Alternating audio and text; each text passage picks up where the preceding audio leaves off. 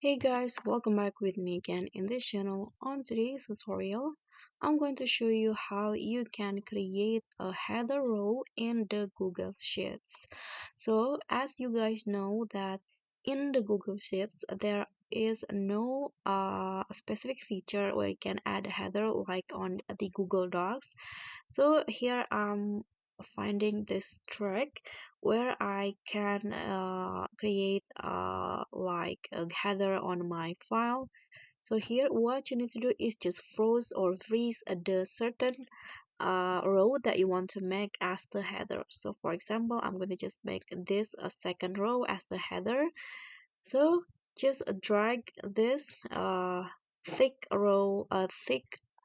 gray line here at the left corner to the row that you want as the header, like this for example. So when you scroll down, the row that you chose will still always be there, and I think it might work as a header for your file, especially if you have like more than, for example, like 1,000 rows on your spreadsheets.